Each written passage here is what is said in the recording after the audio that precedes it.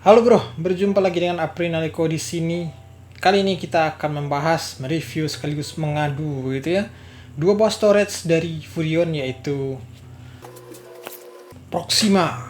Jadi seri Proxima ini adalah brand atau sub-brand yang mengarah ke storage ya. Yaitu ada M2 NVMe Gen 3 dan M2 SATA.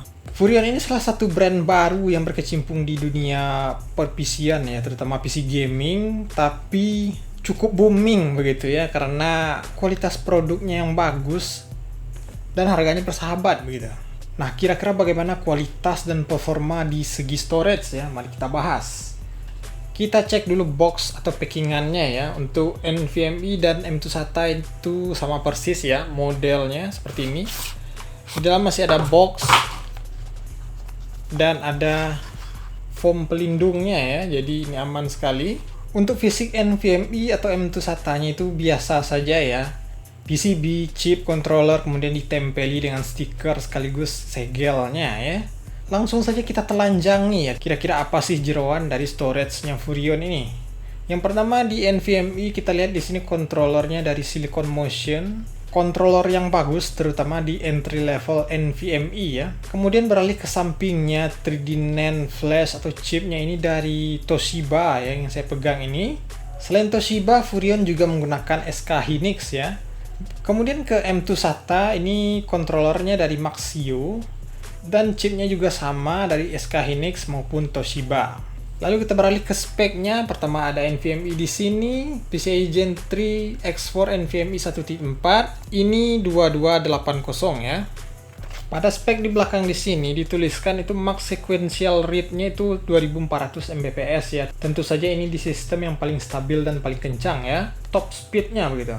MTBF atau perkiraan umurnya itu 1 juta jam. Sayangnya di sini TBW-nya tidak disebutkan berapa ya.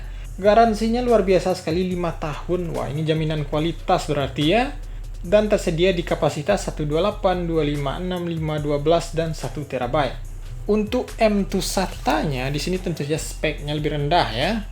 Sequential rate-nya itu 570 Mbps dan write-nya 540 Mbps. Ini lebih cepat ya dari SSD SATA biasa. Temperatur work-nya juga sama 0-70, MTBF-nya juga 1 juta jam. Ini garansinya sudah 5 tahun di sini ya, 5 tahun. Biasanya M2 SATA ini garansinya 3 tahun ya, tapi ini juga sudah ditempeli 5 tahun. Wow. Available size-nya juga sama dengan NVMe tadi hingga 1 TB. Secara spek di atas kertas ini bagus sekali ya keduanya, dari M2 SATA maupun NVMe. Sekarang bagaimana dengan performa saat pengujiannya? Sintetis begitu istilah orang IT-nya ya, pengujian sintetis. Nah, untuk sistem penguji atau test bed kita di sini sebenarnya kurang proper ya, yang mana ini cuma Ryzen 3 3200G dengan RAM 1 keping 8GB, VGA RX 6600, Mobo yang digunakan ASRock B450M Steel Legend. Nah, ini kebetulan 2 slot ya, satu buah untuk NVMe dan satu buah untuk M2 SATA. Sebelumnya di sini juga ada satu pembanding, itu NVMe dari brand lokal dengan kapasitas 256GB. Jeroannya juga dari Silicon Motion, tapi chipnya dari Micron ya. Bagaimana perbandingan performanya? Mari kita lihat bro. Pertama langsung saja kita cek benchmark dari AS SSD ya. Kita lihat di sini Furion Proxima NVMe kalah tipis dari SSD brand lokal ya, dari sequential read maupun write. Tapi dari segi 4K dan 4K thread ya, itu bukan video ya, tapi semacam sebuah data yang dibagi-bagi kemudian diproses secara bersamaan begitu. Nah, di sini Furion unggul ya, kecepatannya di write maupun read. Nah, artinya NVMe dari Furion ini lebih stabil, lebih cepat dan lebih responsif, terutama di multitasking ya. Benar gak sih? Furion Proxima 128GB NVMe mendapatkan sequential read di 1776 Mbps. Write-nya turun jauh di 600 Mbps ya. Saya tidak tahu ini kenapa, apakah sistem saya yang kurang stabil atau apakah chip dari Toshiba ini kurang bagus ya. Soalnya beberapa YouTuber lain yang tes Furion SSD NVMe ini yang menggunakan chip SK Hynix itu lebih tinggi ya, kecepatan read maupun write sekuensialnya.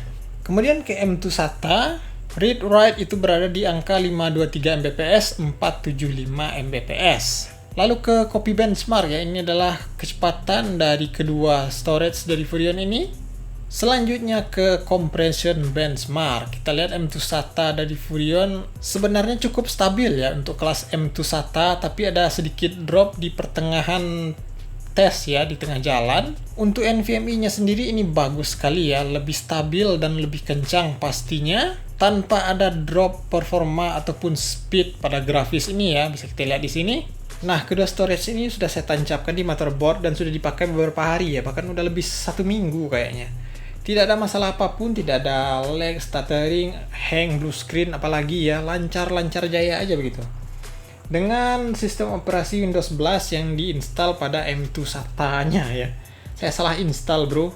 Di M2 SATA-nya aja udah kenceng ya, apalagi yang NVMe-nya. Nah, jadi itulah dia review singkat mengenai storage dari Furion ini. Ada NVMe dan M2 SATA. Ini worth it sekali dari segi performa dan kualitasnya, jeroannya juga bagus. Recommended untuk teman-teman semua yang mencari storage M2 ya. Terima kasih banyak sudah menonton. Di konten selanjutnya kita akan adu lagi dua produk dari induk yang sama ya. Ada Furion Blast RX 550 dan Furion GT 1030. Waduh, GT 1030 bro. Kira-kira bagaimana performa dari kedua VGA ini? Nantikan saja. Sampai jumpa di konten selanjutnya.